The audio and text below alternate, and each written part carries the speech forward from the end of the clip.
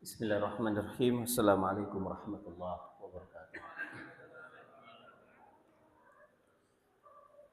Innal hamdalillah nahmaduhu wa nasta'inuhu wa nastaghfiruhu wa natubu ilaihi.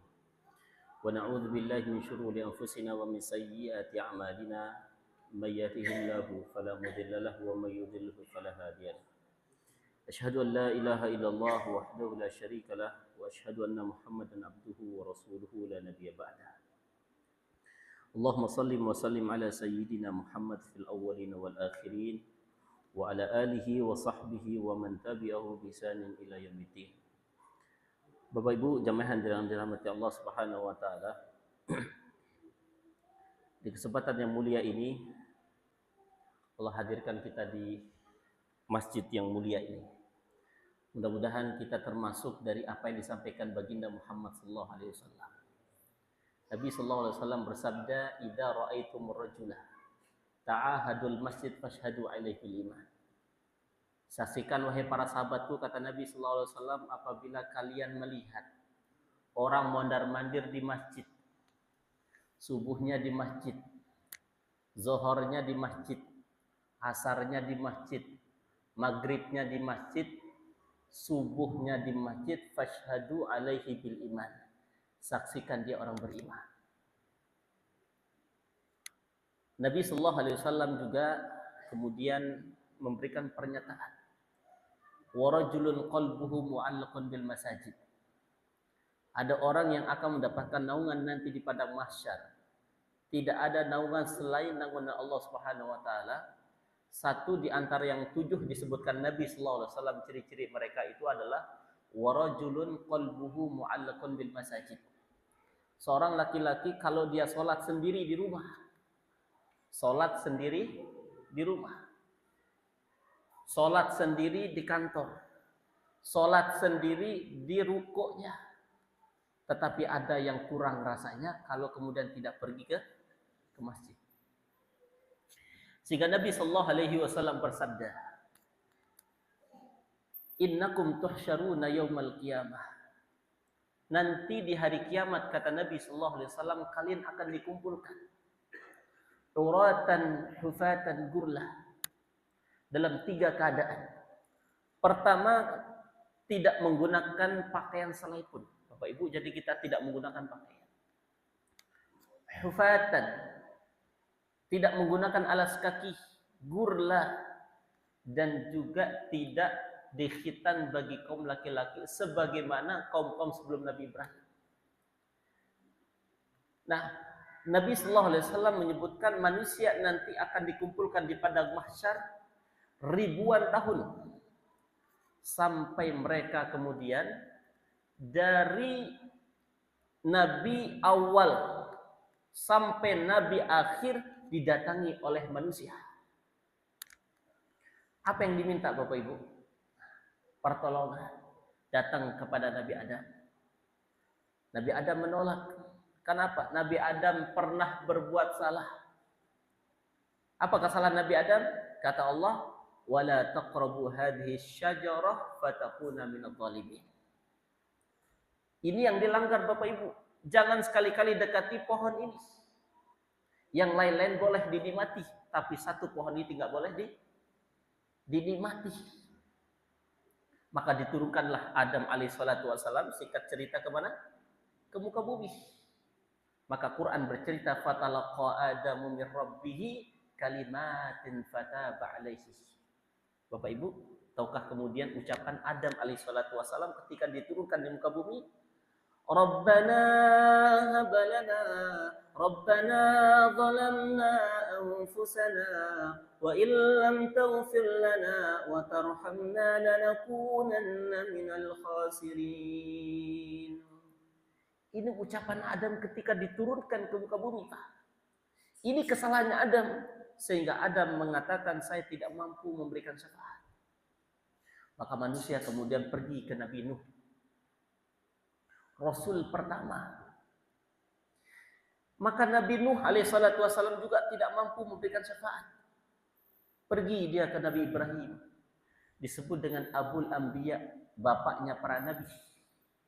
Dan tidak ada nabi yang muncul kecuali munculnya dari rahimnya atau munculnya dari keturunannya Ibrahim alaihissalatu wassalam. Banyak para nabi dan rasul itu turun di mana? Muncul dari keturunannya Ibrahim. Maka ketika Nabi SAW ditanya jumlah nabi, ada 124.000 nabi. Ada 315 nabi. Dan rata-rata turun dari keturunannya Ibrahim alaihissalatu wassalam. Walaupun ada juga sebelum-sebelum Nabi Ibrahim. Nabi Ibrahim pun disebut dan dijuluki dengan Abul Anbiya, bapaknya para nabi. Juga tidak mampu memberikan syafaat. Disebut juga gelarnya Abu Tauhid. Kenapa disebut dengan Abu Tauhid?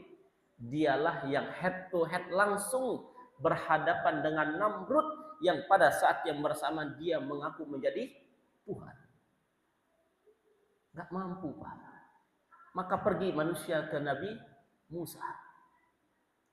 Musa pun gak bisa. Pergi mereka ke nabi-nabi yang lain termasuk Nabi Isa alaihissalatu wassalam. Maka ketika mereka bertemu dengan baginda Muhammad sallallahu alaihi wasallam, disitulah mereka mendapatkan syafaatul Rasul. Nah, apa amalan orang ini yang kemudian akan mendapatkan syafaat Nabi? Tentu mereka-mereka yang kemudian mengamalkan sunnah Rasul. Satu di antara sunnah Rasul yang tidak boleh ditinggalkan hari ini apa Bapak Ibu? Man shalla alayya salatan sallallahu alaihi al-ashrah. Dalam hadis lain, man shalla alayya haqqul lahu syafa'ati yaumil qiyamah. Tidak ada orang bersalawat padaku, kata Nabi sallallahu alaihi wasallam, kecuali nanti akan berhak mendapatkan syafaatku. Di mana? Di padang mahsyar. Maka Bapak Ibu yang dirahmati Allah Subhanahu wa taala, dan amalan pertama kali akan dihisab oleh manusia terhadap manusia itu sendiri apa? As-shalah. Kata Nabi sallallahu alaihi wasallam, wa in shalaha shalaha sairu amalihi. Apabila baik salatnya, baik kualitas salatnya, maka yang lain bisa diperbaiki amalnya, Pak. Wa in fasada fasada sairu amalihi. Apabila buruk, maka buruk kualitas amal lainnya. Ini menunjukkan bahwa amalan yang pertama kali dia audit itu apa Bapak Ibu? Salat. Maka kita bersyukur pada Allah Subhanahu wa taala di malam hari ini Allah perkenankan kita hadir dan kemudian bersimpuh di masjid yang mulia ini. Maka mudah-mudahan kita dapat apa yang disampaikan Nabi sallallahu alaihi wasallam. Kata Nabi sallallahu alaihi wasallam apa? Ketika ada orang duduk di majelis ilmu, maka Allah akan kirimkan malaikat, kemudian malaikat itu berdoa dengan 3 doanya. Pertama, Allahumma sallim alaihi, ya Allah berikan keselamatan bagi mereka yang duduk di majelis ilmu. Hatal hud, sampai binatang melata yang berada di dasar laut seperti apa? Ikan hiu kemudian berdoa kepada kita semua yang duduk di majelis ilmu. Allahumma arhamu, yang kedua doanya malaikat kepada kita semua yang duduk. Bapak Ibu, ya Allah rahmatilah mereka, kasihanilah mereka. Yang ketiga adalah Allah maghfir lahu. Hadis Imam Muslim. Ya Allah, sisakanlah, tidak ada sisa-sisa dosa di antara mereka kecuali mereka kemudian pulang dalam keadaan bersih. Nah, ini yang patut kita syukuri. Sehingga Nabi sallallahu alaihi wasallam kalau orang sudah sampai seperti ini, kata Nabi sallallahu alaihi wasallam, man salaka tariqan yaltamisu fi ilman sahlallahu bihi tariqan ilal jannah. Orang-orang yang terbiasa nanti duduk di majelis ilmu seperti kita ini Bapak Ibu, maka mudah-mudahan kata Nabi sallallahu alaihi wasallam dimudahkan nanti langkah kakinya menuju surganya Allah Subhanahu wa taala. Ini pengantar. Ini apa, Pak? Pengantar. Ya, tadi saya bisik-bisik dengan Bang Jack. Bang Jack di sini apa kajiannya? Ya, terserah Pak Ustadz dah gitu ya. Nah, saya biasanya spesialisnya ngajarin Quran. Dan saya juga ngajarin fikul madzhab, fikih perbandingan mazhab, dan termasuk tarikh wasirah wal adabi. Nah, pada malam hari ini saya ingin bercerita Bapak Ibu kepada kita semua ya dengan tema Quran saja, supaya kemudian kita punya persepsi yang sama, sudut pandang yang sama terhadap Al-Quran. Karena saya melihat di sini, insya Allah kita sudah pensiun rata-rata ini Bapak Ibu ya. Betul ya? Tinggal apa yang harus kemudian kita lakukan, tentu kata Nabi sallallahu alaihi wasallam, al-kaisu man dana nafsahu wa amila lima ba'dal maut. Di antara hamba-hambaku atau di antara orang yang paling cerdas di antara umatku, kata Nabi sallallahu alaihi wasallam, adalah orang-orang yang menjaga hawa nafsunya dan kemudian memperbanyak bekal, memperbanyak deposito untuk kemudian bertemu dengan Allah Subhanahu wa taala. Bapak Ibu, kita tidak tahu kapan kita akan bertemu Allah Subhanahu wa taala. Ya. Tiba-tiba ya mungkin ada yang terbiasa sholat di Al-Muhajirin, tiba-tiba sudah tidak ada besok. Karena semua kita ini tidak ada yang tahu. Setiap kita punya ajalnya. Ajal itu apa Bapak Ibu? Batas. Ya.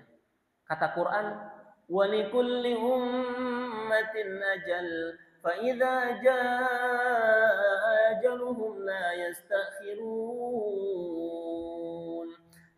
yastakhiruna sa'atan wa la yastaqdimun. Semua kita ini punya batas usia. Kalau sudah malaikatul maut datang ke rumah kita, Bapak Ibu, menggetok pintu rumah kita, maka tidak bisa bergeser itu waktu, Pak. Dan ini sebagai pengingat, Nabi sallallahu alaihi wasallam mengatakan, a'maru ummati baina sitin ila sab'in. Umatku itu nggak jauh-jauh usianya 60 sampai 70 tahun. Saya melihat di sini insya Allah 17 lewat. 17 lewat. Ya. Itu bertanda kita pernah muda. Ya, kita pernah muda. Ya. Dan kita harus kemudian mempersiapkan amal yang terbaik untuk menuju Allah Subhanahu wa taala. Karena kita tidak tahu sekali lagi kapan kemudian kita akan menghadap. Tadi pagi kita dikejutkan Bapak Ibu. Ya, ini intermezzo dan informasi sekaligus. Kita dikejutkan di salah satu sungai yang aliran Cekeas tuh. Ya. Yang perumahan Pondok Gede Jati Asih itu ditemukan 7 mayat. Itu manusia, Pak. Itu manusia, bukan? Iya. Manusia. Subhanallah. Ini menunjukkan apa Bapak Ibu? Kita ini sudah ditakdirkan Allah kapan kita akan menghadap. Tinggal pertanyaannya adalah, sudah kemudian kita sudah mempersiapkannya? Kalau belum, yuk kita sama-sama. Yang muda akan mati, yang tua akan mati, yang anak kecil akan mati, laki akan mati, wanita akan mati, semua akan meninggal dunia. Maka cakep lagunya Ustadz dari Sulaiman itu apa? Apa lagunya itu? Orang kaya mati, orang miskin mati. Apalagi Pak? Ustadz mati, jamaah pun mati. Nah, sekali lagi Bapak yang dirahmati Allah Subhanahu wa taala, saya ingin berbicara tentang fadhailul Quran. Bagaimana keagungan Al-Quran Bapak Ibu? Saya kasih ilustrasi begini. Tema kita adalah fadhailul Quran. Bagaimana kita melihat Quran ini sebagai sesuatu yang sangat luar biasa. Bukan hanya saja kemudian dibaca, tetapi jauh dari itu Bapak Ibu. Saya kasih ilustrasi Bapak Ibu, supaya kita mudah memahami ya di awal dulu. Kalau ada kertas putih Bapak Ibu, kertas putih ya atau tisu ya. Ada tisu misalnya ya. Saya sobek-sobek. Saya buang, saya bakar. Kira-kira ada yang marah, Pak? Ada nggak yang marah kira-kira? Nggak ada. Sekarang ilustrasi yang kedua. Kalau ini ada tisu, kemudian di situ ada tulisan-tulisan ayat-ayat Al-Quran. Al-Fatihah, ada Yasin, ada Al-Kahfi dan sebagainya. Kemudian saya bakar. Kemudian saya injak-injak. Kemudian saya buang ke dalam tong sampah. Kira-kira Bapak Ibu marah atau tidak? Kenapa Bapak Ibu? Karena ada ayat Al-Quran. Boleh jadi kemudian bahannya sama, kertasnya sama, tapi karena di situ ada ayat Al-Quran yang membuat kertas tadi yang tidak ada apa-apanya menjadi apa-apa. Sehingga para ulama menyebutkan kulla syai'in yartabit ma'al Qur'an fa asbaha syai'un 'azim. Sesuatu yang melekat pada diri Al-Quran maka dia akan menjadi mulia. Malaikat Jibril turun kepada Nabi sallallahu alaihi wasallam membawa wahyu Al-Quran. Membacakan kepada Sayyidina Rasulullah sallallahu alaihi wasallam, maka malaikat Jibril menjadi malaikat yang paling mulia, bahkan gelarnya Ruhul Amin, Ruhul Kudus. Ya. Malam Lailatul Qadar turunnya Al-Quran. Maka malam Lailatul Qadar menjadi malam yang paling mulia. Khairun min alfi syahr. Bahkan dikonversi, satu malam Lailatul Qadar itu sama dengan 1000 bulan. 1000 bulan kalau ditahunkan berapa? Sekitar 83 tahun lamanya. Malam Lailatul Qadar itu turunnya adanya di bulan Ramadan. Maka Ramadan menjadi bulan terbaik di antara 12 bulan. Mekah dan Madinah turunnya Al-Quran. Maka Mekah dan Madinah menjadi tanah suci. Nabi Muhammad SAW mendapatkan Al-Quran dan Nabi Muhammad menjadi Nabi dan Rasul yang paling mulia. Maka Nabi SAW menyebutkan, Ana Sayyidul Anbiya wal Mursalin. Saya penghulu para Nabi dan para Rasul. Dari 124.000 Nabi, dari 315 Rasul, Nabi SAW yang paling mulia karena Nabi SAW mendapatkan wahyu Al-Quran. Dari 104 kitab samawiyah, 100 berbentuk suhuf diberikan kepada Nabi 50. Diberikan kepada Nabi Ibrahim, diberikan kepada Nabi Idris 30 lembar. Diberikan kepada Nabi Ibrahim 10 lembar. Diberikan kepada Nabi Musa 10 lembar. Jumlahnya 100. 4 berbentuk kitab, Taurat kepada Nabi Musa, Zabur kepada Nabi Daud, dan Injil kepada Nabi Isa. Semuanya itu berada, diturunkan dari langit langsung kitabnya. Dan tidak ada satupun manusia yang mampu menghafal kitab samawi, kitab Taurat, Injil, Zabur kecuali Nabi mereka. Beda dengan Quran Bapak Ibu. Quran itu turun bukan langsung Quran yang bentuknya, tetapi turun kepada Nabi berdasarkan sautiyah. Apa itu? Berdasarkan sautiyah ini apa? Suara. Dari 104, 4 berbentuk kitab, 100 berbentuk suhuf itu Bapak Ibu satu-satunya kitab yang dibaca di dunia dan juga dibaca di surga. Apa itu? Quran. Betul nggak kemudian Quran itu nanti dibaca di surga? Betul. Berdasarkan hadis qudsi, kata Nabi sallallahu alaihi wasallam, Iqra'ul Quran. Iqra', kamu baca. Wartaqi, dan kamu naik ke lantai-lantai surga. warattil, dan kamu baca, kama kunta turattil fid dunya, sebagaimana engkau membaca dulu di dunia. Fa inna manzilataka, sesungguhnya posisi surgamu nanti, fi akhiri ayat taqra'uha, hadisu fima makna, pada ayat terakhir itulah posisi surgamu.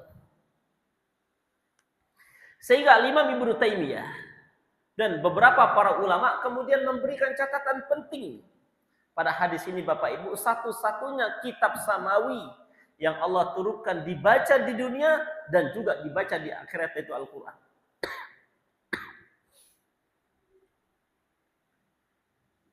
Maka dari ini nanti Imam Ibnu Taimiyah menyebutkan, Bapak Ibu, bahwa jumlah tabaqat itu tingkatan surga itu sebanyak jumlah ayat dalam Al-Quran. Ayat dalam Al-Quran itu berapa, Bapak Ibu? 6.632 ayat. Kira-kira segitu banyaknya nanti tingkatan surga. Satu tingkatan dengan tingkatan lainnya disebutkan dalam Al-Quran. Wasari'u ila maghfiratin min rabbikum wa jannatin 'arduha as-samawati wal ardh u'iddat lil muttaqin. Wasari'u ila maghfiratin min rabbikum wa jannatin 'arduha as-samawati wal ardh. Bapak Ibu, satu tingkatan dengan tingkatan lain itu seluas mata memandang seperti kita memandang langit dengan bumi. Luas nggak, Bapak? Luas. Maka ketika Nabi Sallallahu Alaihi Wasallam bercerita tentang orang-orang yang akan masuk surga, khususnya kaum laki-laki, kemudian mereka akan mendapatkan fasilitas. Salah satu fasilitas yang Allah kasih itu adalah 70 bidadari. Bapak Ibu, maka sahabat bertanya, ya Rasul, kalau kami dapat 70 bidadari, kira-kira kami ini kuat atau tidak? Ini pertanyaan manusiawi, Pak. Kita punya atu aja kadang-kadang, mohon maaf gitu ya. Pertanyaan sahabat sederhana, kuat gak Rasul? Kira-kira begitu. Maka Nabi Sallallahu Alaihi Wasallam bersabda, yu'ta quwwatan mi'atu rijal fid dunya. Hadisu fima ma'na. Orang itu nanti satu orang akan dilipat gandakan kekuatannya seperti 100 orang di dunia.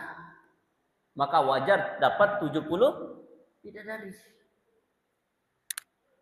Saya pernah ceramah terhadap hadis ini di depan hadapan ibu-ibu. Kemudian ada bertanya, Pak Ustadz, nanti laki-laki itu kalau masuk surga dapat 70 bidadari. Ya. Boleh nggak saya minta kepada Allah kalau seandainya saya minta apa saja, apakah Allah akan mengabulkan? Iya. Apapun permintaan manusia nanti akan dikabulkan. Kalau begitu Pak Ustadz, kira-kira kalau saya minta kepada Allah, saya dengan suami saya nanti masuk surga, saya akan minta kepada Allah, suami saya jangan sampai dapat 70 bidadari. Cukup saya dengan dia saja di surga. Ini orang Cibubur, Pak. Saya ngisi kajian di jamaah ibu-ibu. Bagaimana Pak Ustadz? Pertanyaannya bagaimana? Saya jawab. Saya tidak jawab dengan dalil. Ya, saya bilang begini, Ibu, jangan siksa suami di dunia, jangan siksa suami di akhirat. Sudah cukup di dunia saja. Cukup di dunia. Nah, balik lagi ya, bahwa Bapak Ibu, tingkatan surga itu begitu luar biasa. Bagi siapa? Bagi orang-orang yang konsisten kemudian bersama Al-Quran. Nah, pertanyaannya, kita ini sudah sampai mana bersama Al-Quran? Kan begitu. Apakah kita yang kemudian diharapkan oleh Al-Quran, Iqra'ul Quran fa innahu ya'ti yaumal qiyamah syafi'an li ashabihi. Kamu baca Quran, kata Nabi sallallahu alaihi wasallam, karena nanti akan menjadi syafaat nanti di hari kiamat. Bapak Ibu, saya ingin kasih gambaran. Di dalam Al-Quran itu disebutkan tepatnya pada Quran surah ke-20 ayat 124, 125, 126. Ayatnya berbunyi begini. وَمَنْ أَعْرَضَ عَنْ ذِكْرِي فَإِنَّ لَهُ مَعِيشَةً ضَنكًا وَنَحْشُرُهُ يَوْمَ الْقِيَامَةِ أَعْمَى قَالَ رَبِّ لِمَ حَشَرْتَنِي أَعْمَى وَقَدْ كُنْتُ بَصِيرًا. Ada orang-orang yang jauh dari Al-Quran. I'rad artinya jauh berpaling dari Al-Quran. Maka akibatnya fa innalahu ma'isyatan dhanka. Maka kami akan kasih penghidupan yang sempit. Kata para ulama, orang yang jauh dari Al-Quran di dunianya, satu, indikasinya adalah memiliki hati-hati yang tidak pernah tenang. Dua, memiliki keluarga-keluarga yang jauh dari kata sakinah, mawaddah, warahmah. Suami yang diharapkan menjadi suami yang rijal qawwamun 'alan nisa menjadi suami yang kasar kepada anak dan istri. Istri yang diharapkan sebagai istri qurrata ayun menjadi penyejuk mata suami ketika pulang kerja justru menjadi pengkhianat bagi suaminya. Anak yang dibesarkan menjadi tumbuh dewasa justru menjadi ujian dan cobaan. Mohon maaf Bapak Ibu, betapa banyak anak-anak kita hari ini, mohon maaf, orang tuanya rajin ke masjid, bahkan mungkin anggota DKM. Orang tuanya begitu luar biasa, tapi anaknya mohon maaf ada yang kena penjara. Terjaring razia narkoba. Ada juga yang terjaring razia tawuran. Dan macam-macam. Bukankah anak ini menjadi qurrata ayun sebagaimana doa kita? Rabbana hab lana min azwajina wa dzurriyyatina qurrata ayun waj'alna lil muttaqina imama. Justru menjadi cobaan. Harta yang kita bawa untuk anak dan istri justru harta yang haram. Nggak ngerti mana yang halal, mana yang haram, dibawa kemudian dikasih anak istrinya. Bapak Ibu, coba bayangkan ketika kita kasih suapin anak kecil yang nggak punya dosa itu Bapak Ibu. Kita kasih makan harta-harta yang haram. Ka'annama ya'kuluna fi butunihim nar. Kata Quran seolah-olah kita sudah menyalakan kobaran api neraka pada perut-perut mereka. Lingkungan yang kepingin kita menjadi lingkungan yang baik justru lingkungan yang buruk. Ini konsekuensinya jauh dari Al-Quran. Sudah ada tempat ngaji, nggak mau datang. Sudah ada guru tahsinnya, nggak mau belajar. Alasannya malu Pak Ustadz. Alasannya sibuk, macam-macam. Berbagai macam alasan Bapak Ibu. Itu baru di dunia kata para ulama. Bagaimana nanti di akhirat Bapak Ibu? Di akhirat Quran bercerita, wa nahsyuruhu yaumal qiyamati a'ma. Nanti dibangkitkan dalam keadaan buta. Tidak ada satupun orang yang menuntunnya. Protes dia pada Allah. Qala rabbi lima hasyartani a'ma wa qad kuntu basira. Ya Allah, kenapa Engkau bangkitkan dulu? Kami melihat. Dalam keadaan buta dulu kami melihat. Apa jawaban Allah Subhanahu wa taala? Qala kadzalika atatka ayatuna fanasitaha wa kadzalika al-yawma tunsa. Ini ayat Al-Quran, Pak. Karena dulu kalian melupakan ayat kami, maka hari ini kami akan melupakan kalian. Ada pengajian nggak mau datang.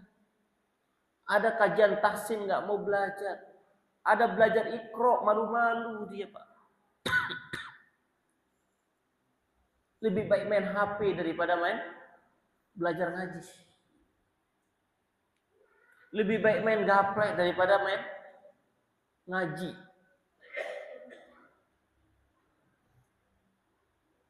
Maaf Bapak Ibu, ya. Ini suara seorang anak kepada kedua orang tuanya. Yuk, hari ini kita kembali kepada Al-Quran. Kita mulai ngaji, Bapak Ibu. Nggak ada yang salah, Pak. Nabi SAW menyebutkan khairukum man ta'allama al-Qur'an wa 'allamahu.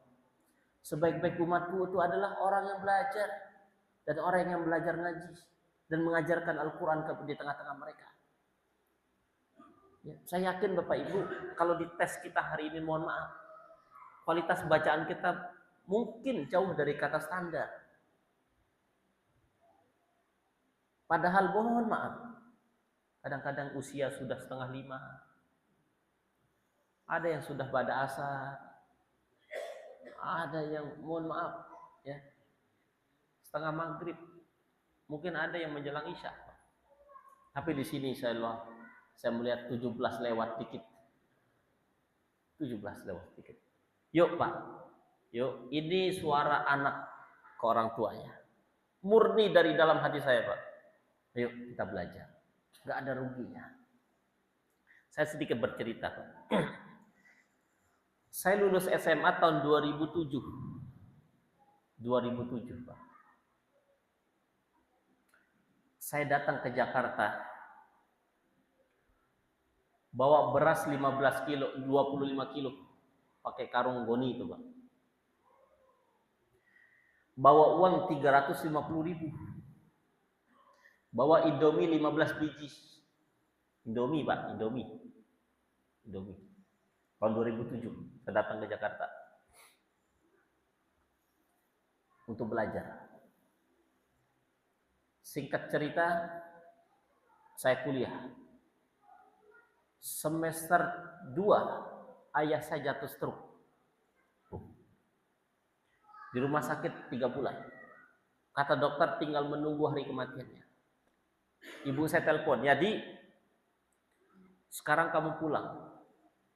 Sudah tidak ada biaya. Atau kamu pilih, kamu belajar ngaji. Semoga ada berkahnya, atau kamu pulang, bantu kami di sini." Maka saya pilih opsi pertama, Bapak Ibu.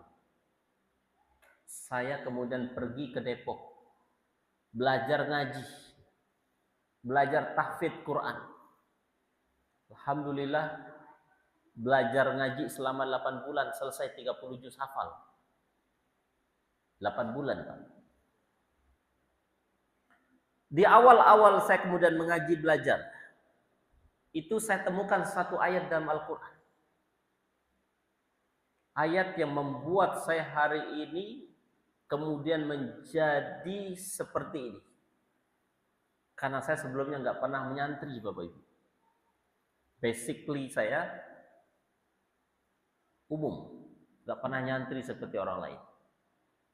Saya temukan satu ayat dalam Al-Quran. Ya ayyuhan nasu qad ja'atkum, wahai manusia, telah datang di antara kalian mau'idhatum min rabbikum wa shifaa'un lima fis sudur. Syifa, obat. Apa yang datang? Quran. Dari sini kemudian saya membaca satu kitab yang sudah diterjemah, At-Tadawi bil Quran, berobat dengan Al-Quran. Waktu itu tahun 2007-2008. Saya bawa air Zam-Zam yang 5 liter, Bapak Ibu. Yang 5 liter itu kalau kita pergi umroh dapat kan? Itu saya beli. Saya bawa ke kampung. Diponis oleh dokter ibu saya, bapak saya meninggal dunia. Tinggal menunggu harinya saja. Saya membacakan air ruqyah. Apa saja saya bacakan. Kemudian selesai dibacakan, saya pakai pipet dari mulut ke mulut. Nggak bisa ngapa-apa. Pakai pipet. Kemudian saya balur dari ujung rambut sampai ujung kaki. Pagi, siang, sore, pagi, siang, sore, pagi, siang, sore. Diponis oleh dokter menunggu hari kematiannya. Alhamdulillah sampai detik ini tidak pernah sakit dan sering mondar-mandir ke Jakarta. Itulah yang merubah hidup saya sampai detik ini. Dilakukan berkali-kali, ya, sampai kemudian sehat kembali ayah saya Bapak Ibu. Dan saya saksi sejarahnya. Ini saya cerita di salah satu rumah sakit waktu saya ngisi pengajian, dan beberapa dokter kemudian meminta saya untuk meriset bagaimana korelasi antara Quran dengan penyakit yang bisa sembuh dengan ayat-ayat terapi Al-Quran. Waktu itu saya diminta, ya, salah satu dokter di rumah harapan kita yang di Selipi, Pak. Bahkan saya dibilang kalau Ustadz butuh laboratorium, kami punya. Karena waktu itu saya punya program, ya, menghafidkan anak-anak yang autis. Saya punya program, ya, punya lembaga program menghafalkan atau membuat program untuk anak-anak ABK. Dalam bahasa sederhana, anak autis, Pak. Bisa hafal Quran. Dan mereka tertarik. Nah, kembali kepada tadi, Pak. Begitu dahsyatnya Al-Quran. Maka dari itu, alhamdulillah selesai pulang dari kampung ke Jakarta, ya, datang lagi kemudian belajar Quran.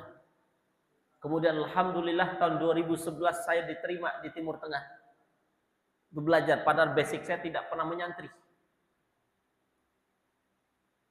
Yang saya cari adalah lembaga Quran, bukan kampusnya.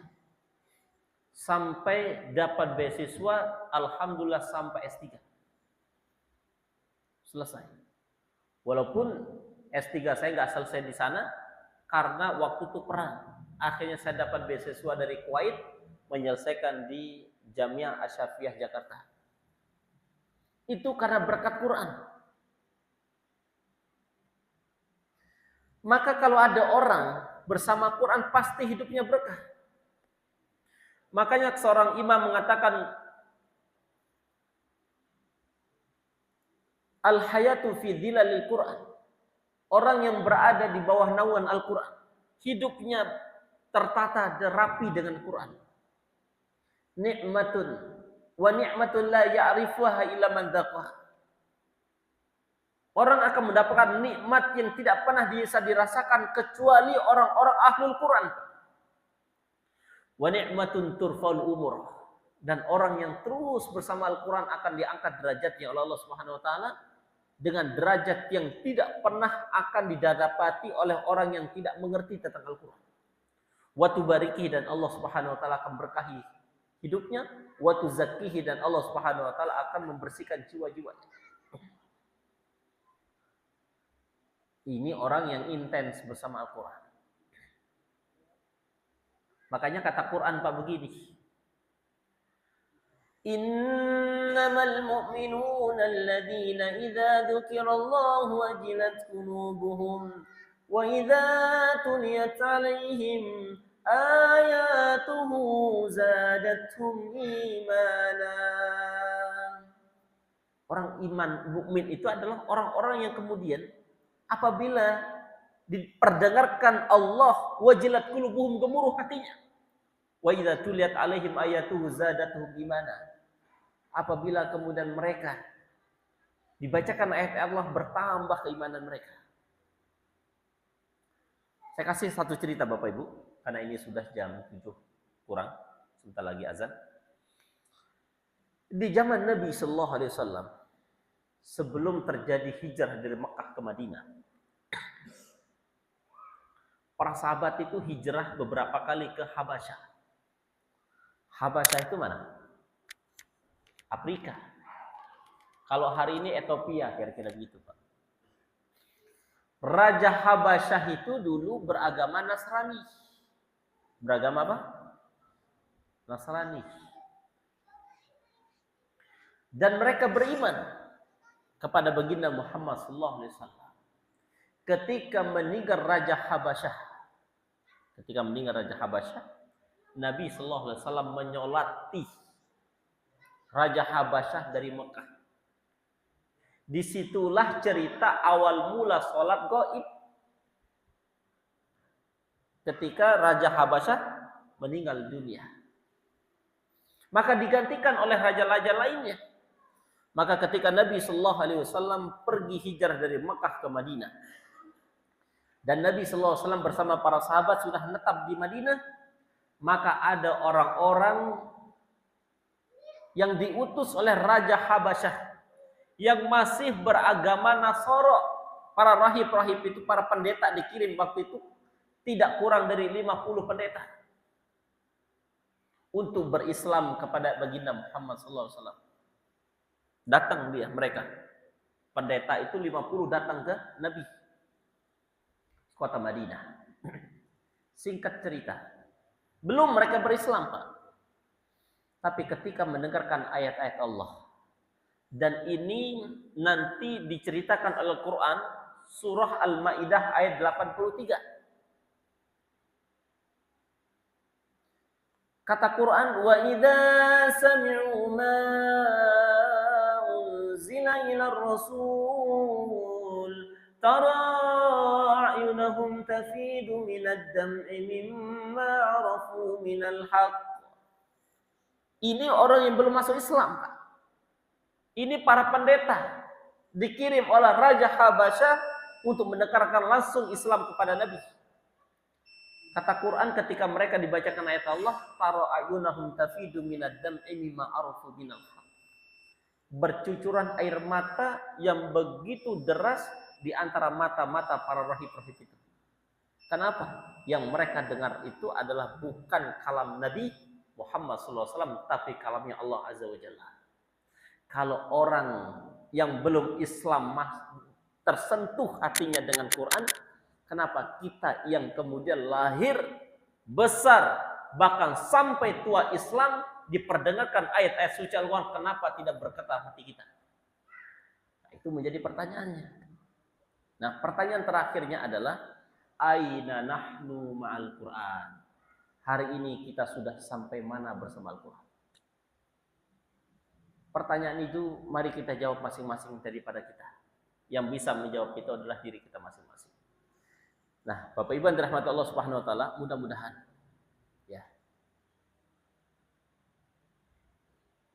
informasi tentang Quran ini menambah kecintaan kita kepada Al-Quran, kepada mengaji, dan mudah-mudahan ada di antara anak keturunan kita nanti menjadi ahlul Quran, yang hafal Quran, yang bisa mensyafaati 7 keturunan anggota keluarganya ke bawah ketika ada di antara mereka min ahlil Quran.